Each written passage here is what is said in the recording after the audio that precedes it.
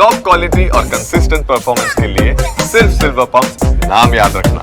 વાત વડોદરાની કરી એમએસ યુનિવર્સિટીમાં વિદ્યાર્થીનીઓને ફૂડ પોઈઝનિંગ મુદ્દે કાર્યવાહી કરવામાં આવી છે। યુનિવર્સિટીએ કેન્ટીનના કોન્ટ્રાક્ટરને બ્લેકલિસ્ટ કર્યો છે। એક જ દિવસમાં શિલ્પા કેટરર્સને કોન્ટ્રાક્ટ ટર્મિનેટ કરવામાં આવ્યો છે। ગઈકાલે યુનિવર્સિટીની ગર્લ્સ હોસ્ટેલ કેમ્પસમાં 100 જેટલી વિદ્યાર્થીનીઓની તબિયત લથડી હતી, ત્યારે 600 વિદ્યાર્થીનીઓએ ભોજન લીધું હતું અને એક બાદ એક વિદ્યાર્થીનીઓની તબિયત લથડતા તાત્કાલિક એમ્બ્યુલન્સ બોલાવીને તેમને હોસ્પિટલ ખસેડવામાં આવી હતી।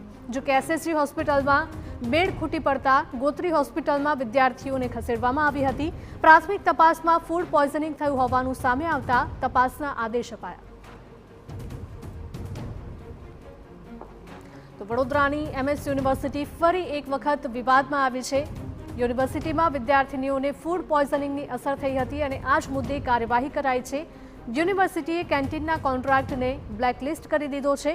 એક જ દિવસમાં શિલ્પા કેટરર્સનો કોન્ટ્રાક્ટ ટર્મિનેટ કરવામાં આવ્યો છે અને ગઈકાલે યુનિવર્સિટીની ગર્લ્સ હોસ્ટેલ કેમ્પસમાં 100 જેટલી વિદ્યાર્થીનીઓની તબિયત લથડી હતી અને 600 વિદ્યાર્થીનીઓએ ભોજન લીધું હોવાનું પણ સામે આવ્યું હતું અને ત્યારબાદ એક વિદ્યાર્થીનીઓની તબિયત લથડતા તાત્કાલિક એમ્બ્યુલન્સ બોલાવાઈ હતી અને તે તમામને હોસ્પિટલ ખસેડવામાં આવી।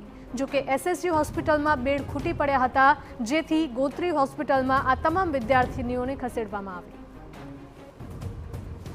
70 પેશન્ટ આવ્યા છે, 40 થી 45 પેશન્ટના કેસ નીકળી ગયા છે અને બીજા કેસ પેપર કરાવવાની પ્રક્રિયામાં છે, પણ તેમ છતાં પણ ટ્રીટમેન્ટ બધાની ચાલુ થઈ ગઈ છે। બધા પેશન્ટ એડમિટ ઉપર કરી દીધા છે, વોર્ડમાં એની ટ્રીટમેન્ટ ચાલુ થઈ ગઈ છે। એસએસસી સિવાય કઈ હોસ્પિટલમાં શિફ્ટ કરવામાં આવી? અમે અહીંયાના બધા લગભગ કોટ ફૂલ થવાથી અમે જાણ કરી છે। ગોત્રી હોસ્પિટલમાં પેશન્ટ શિફ્ટ કરવા માટે અમારા સાહેબે જાણ કરી છે। હોસ્ટેલ ઉપર જઈને જ આવ્યો। હોસ્ટેલ ઉપર જે છોકરીઓને જે કંઈ તકલીફ હોય તે અમને કહી દીધું છે અહીંયા રવાના થવા માટે, પણ મોટાભાગની છોકરીઓ અમે અહીંયા એડમિટ કરી દીધી છે।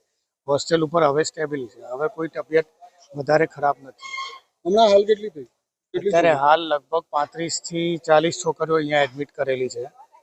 ઓકે, શું ખાવામાં કઈ કઈ? હા, બની શકે। હવે આના પર અમે તપાસ કરીશું। સાંજે જમવામાં કઈ મેસમાં જમવામાં આવ્યું છે, શું છે, કઈ રીતે છે, એ આગળ તપાસનો વિષય બને છે।